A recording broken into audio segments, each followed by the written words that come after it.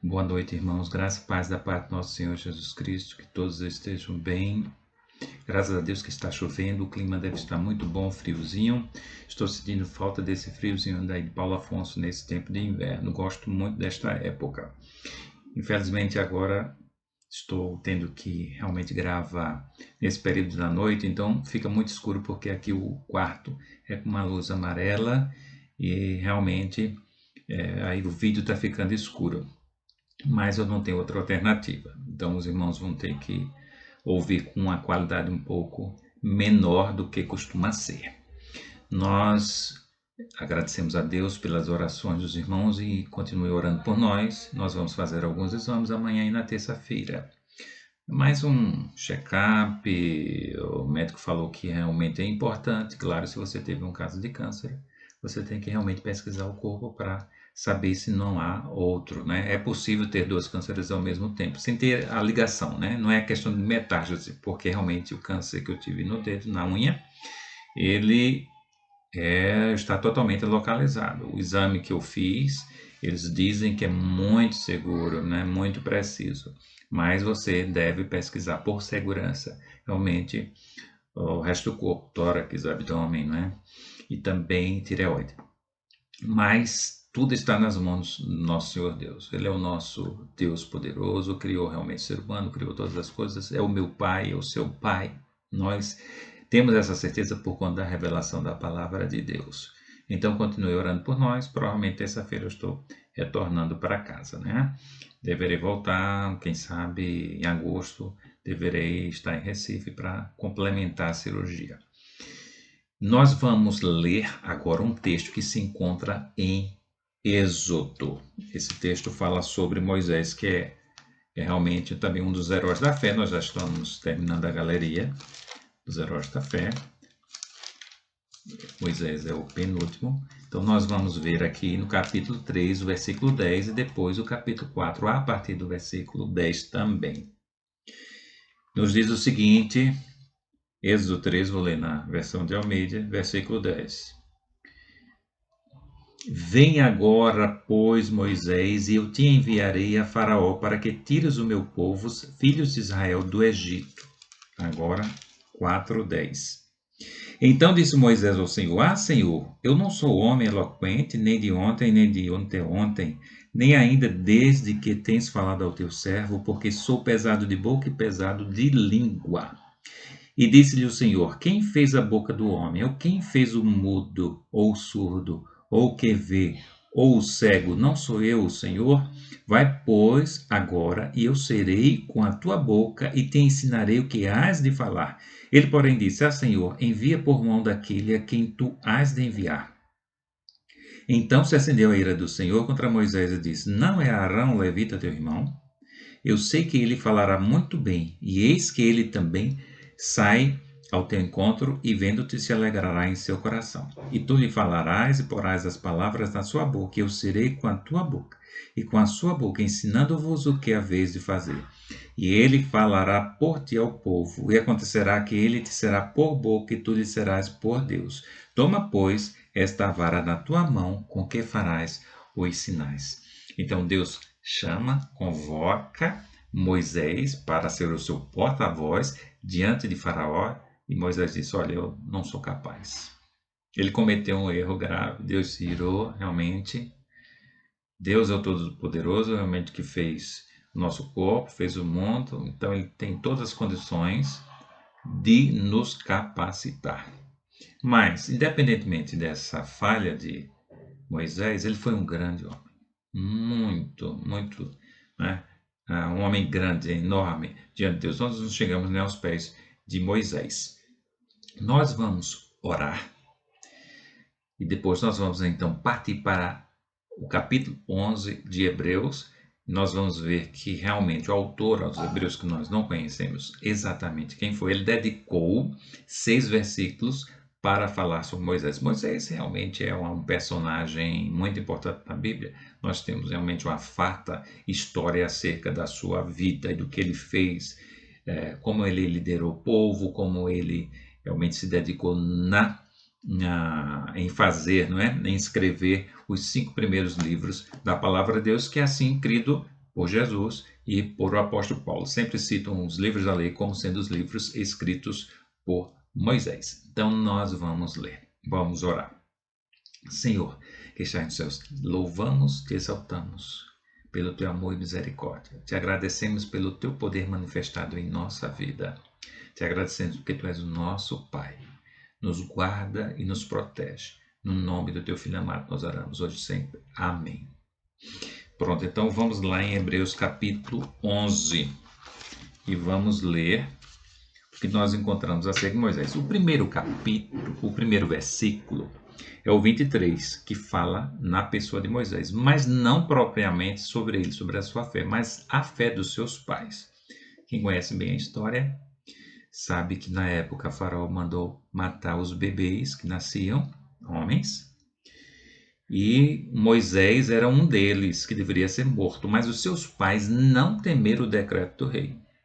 Eles viram que seu filho era lindo, maravilhoso, e eles resolveram fazer um cestinho, colocar Moisés dentro, colocar no rio, porque a princesa, filha do rei, se banhava ali. De fato, acredito que o Espírito Santo orientou seus pais. Eles eram tementes a Deus, mas Deus tinha um propósito para a vida de Moisés. Deus sabia quem era Moisés, sabia do seu caráter. Deus também viu o caráter realmente dos seus pais. E tudo isso aconteceu na vida deles. Seus pais realmente tiveram fé. Não temeram realmente o decreto do rei em serem punidos até com a morte. Quem sabe?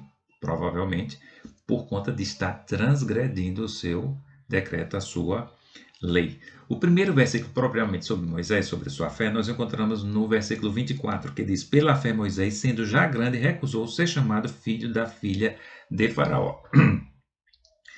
A gente deve entender o seguinte: naquela época, o reino do Egito era o império da época, ou seja, a maior nação, a grande nação do mundo civilizado.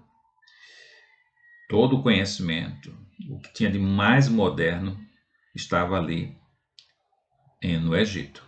E Moisés ele foi criado no Egito.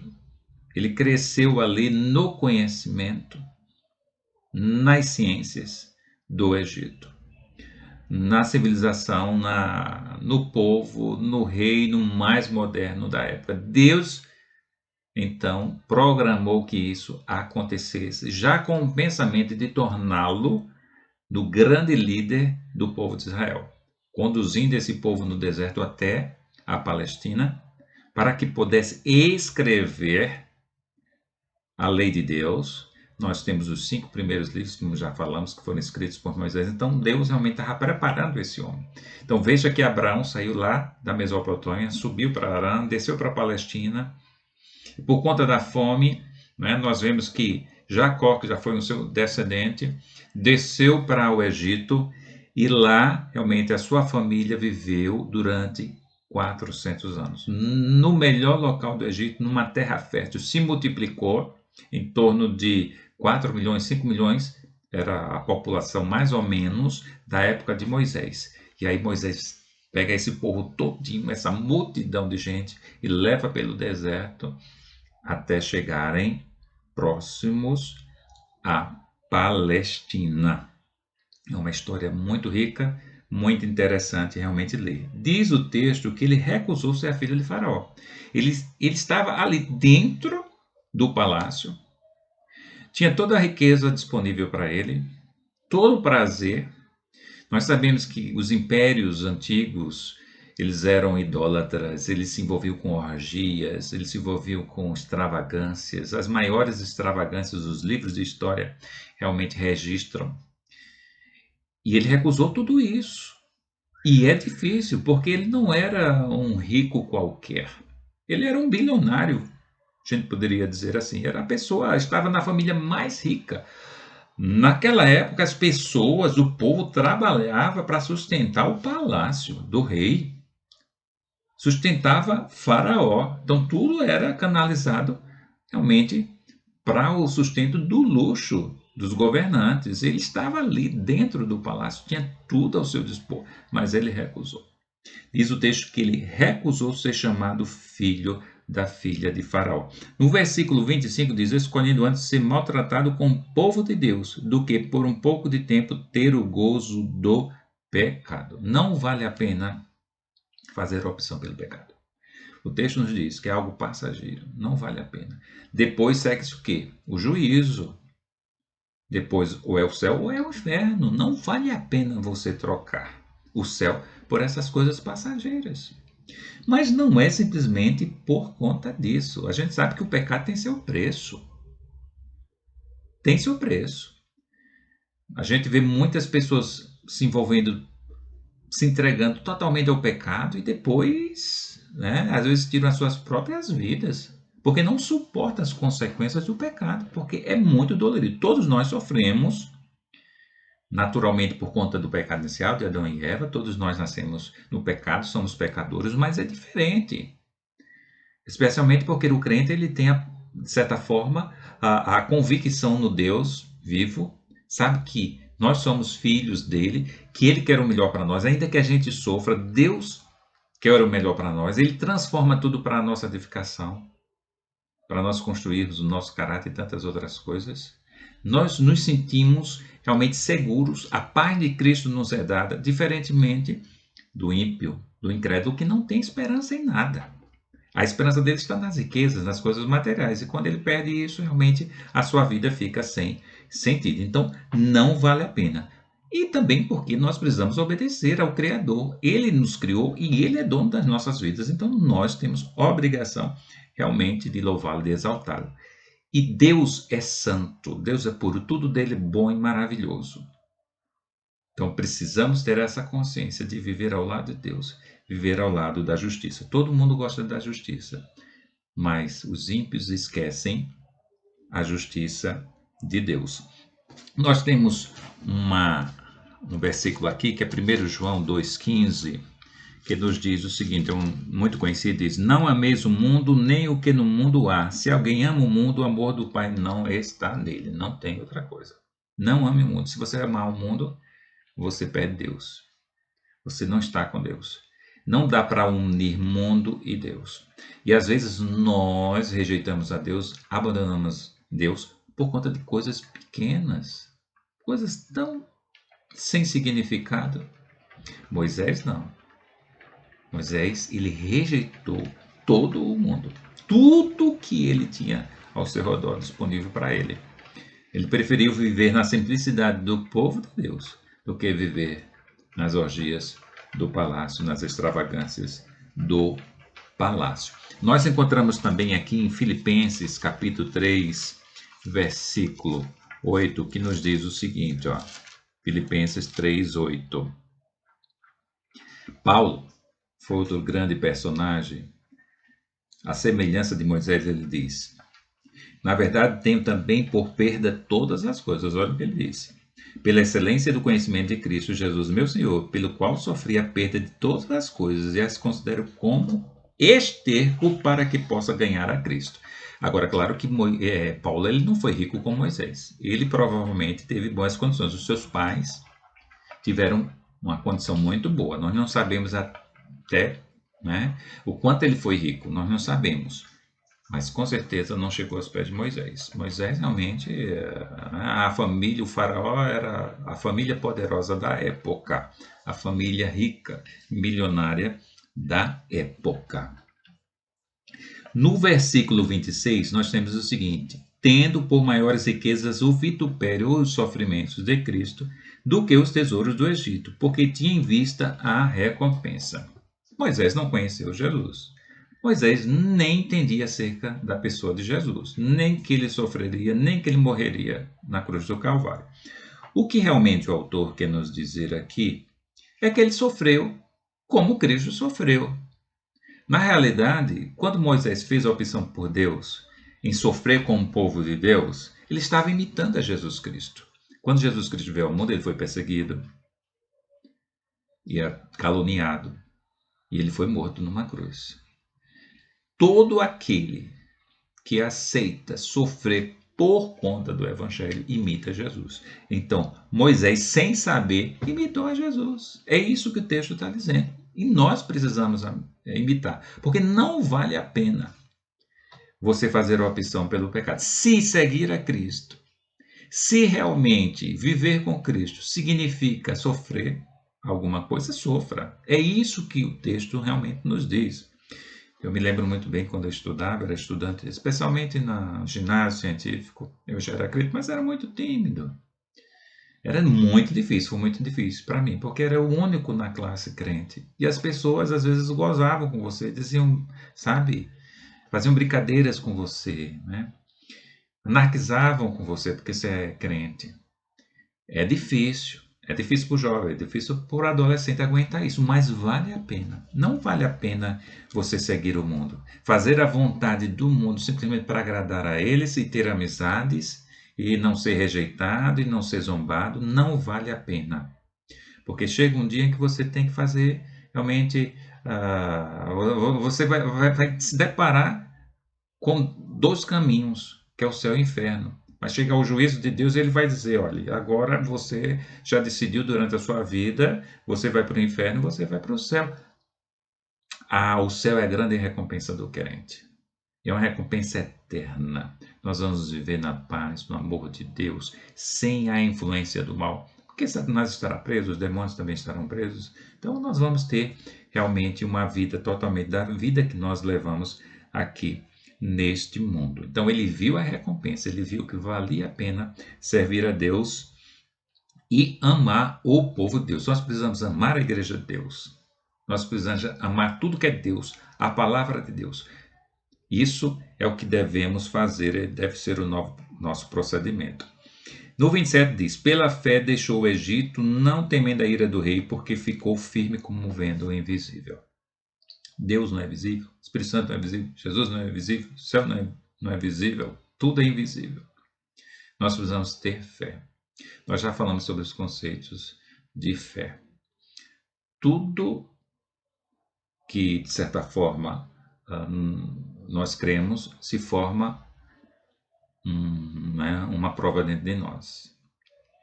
Todas as convicções que nós temos, elas se formam dentro de nós. Algumas é porque nós vemos, nós tocamos, então nós formamos uma prova aqui. Nós temos certeza porque nós vemos. Mas a fé, ela nos dá uma certeza sem a gente ver, se a gente tocar. Não é necessário a gente ver. Nós já falamos sobre a experiência que todo mundo conhece dos discípulos. Alguns creram na ressurreição de Jesus Cristo, mesmo sem ter visto Jesus ressurreto. Tomé não, ele só servia realmente os cravos, a marca dos cravos nas mãos, a marca no seu lado. Isso não é fé. Isso não é fé.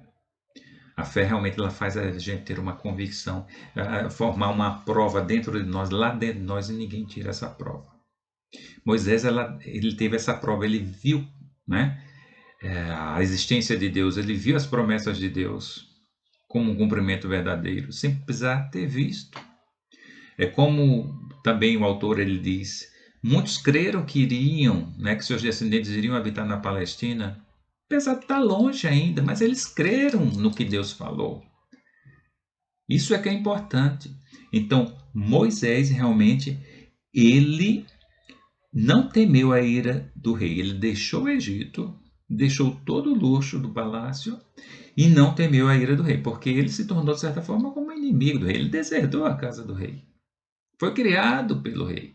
De repente, ele deixou a casa do rei, mas porque ele tinha uma visão espiritual.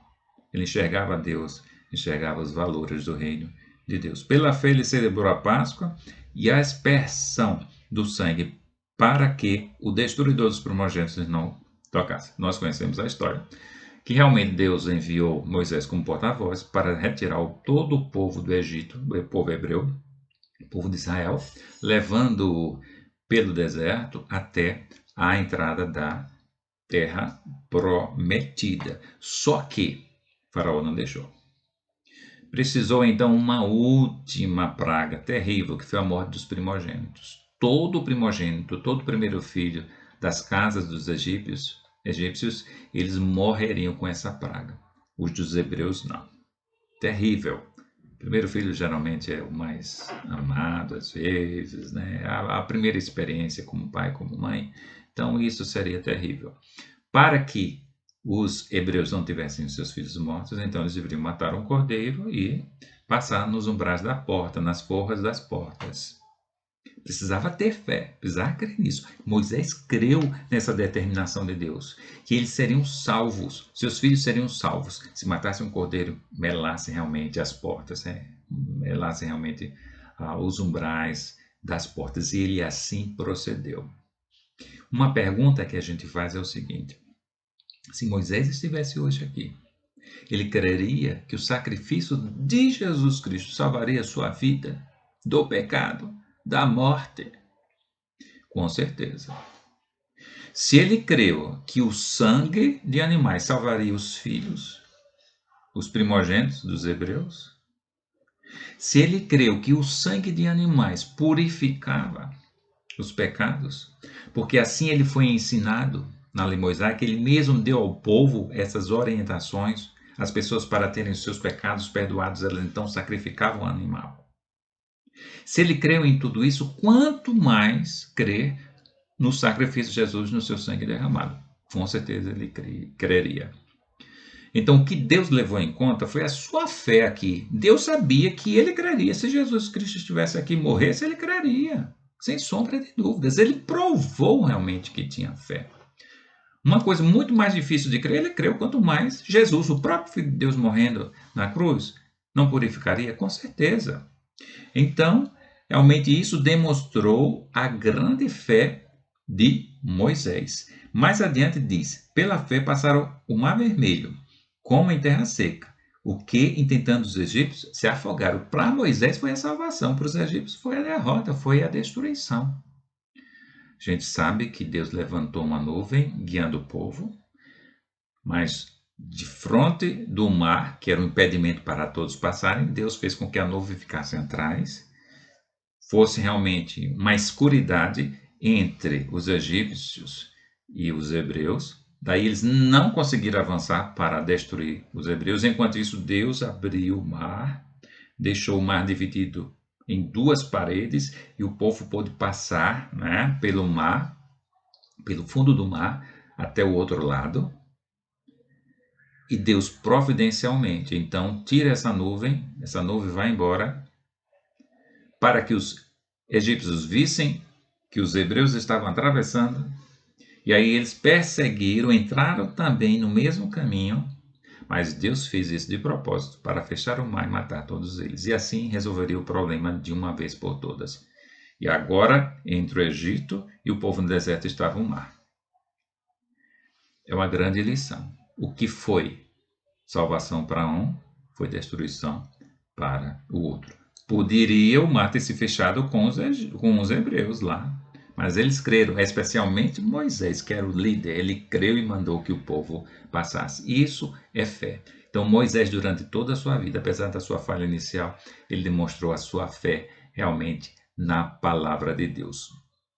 O povo, de certa forma, poderia chegar à Palestina, a terra prometida, com apenas 3 meses, 4 meses andando pelo deserto. Mas por conta da desobediência e da idolatria, Deus os fez andar pelo deserto e também a ficar fixo no deserto em alguns locais durante 40 anos, para que aquela geração de incrédulos realmente morresse. Existia também um caminho mais simples, mais rápido para chegar na Palestina, que era o caminho do mar, beirando o mar. Mas existiam algumas nações ali, Deus disse, para que o povo não desanime logo no início enfrentando guerra e queira voltar para o Egito, então eu vou mandar pelo deserto. Certamente, se eles tivessem ido pelo mar, eles teriam voltado. Durante a peregrinação do deserto, muitas vezes era: por que nos tirou do Egito? Só que existia agora um mar entre eles e o Egito. Para voltar não dava mais para voltar. Não tinha condições mais de voltar. Deus sabe o que faz. Ele tinha um propósito para aquele povo. Mesmo sendo um povo duro de coração, Deus tinha um propósito. Queria tirar profetas dali. O próprio Jesus deveria nascer daquele povo. Esse povo era para abençoar o mundo.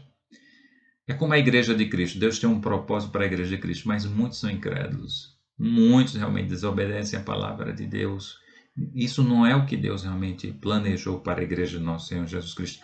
A história do povo de Israel como povo de Deus, ela serve muito de exemplo para as nossas vidas. Nós precisamos conhecer o Antigo Testamento e a história desse povo para ver os defeitos e os acertos, para a gente não errar como eles erraram e também para acertar como eles acertaram. Então nós precisamos entender que Deus também nos convocou. E nós temos uma missão aqui neste mundo. Então que você entenda a palavra de Deus. Jesus Cristo realmente ele foi crucificado. Nós fomos salvos não pelo tesouro de ouro, de prata, mas foi como o sangue de nosso Senhor Jesus Cristo. Moisés realmente, ele foi um homem de fé. Ele creu em coisas muito menores. Se estivesse hoje, creria. E você creia verdadeiramente no sangue de Jesus, no sacrifício de Jesus. Mas é crer obedecendo, vivendo a sua palavra. Só a prática, só a nossa vida do dia a dia é que pode provar o quanto nós cremos nas palavras do nosso Senhor Deus. Que realmente você seja abençoado através das suas atitudes acertadas diante de Deus. Que Deus o abençoe.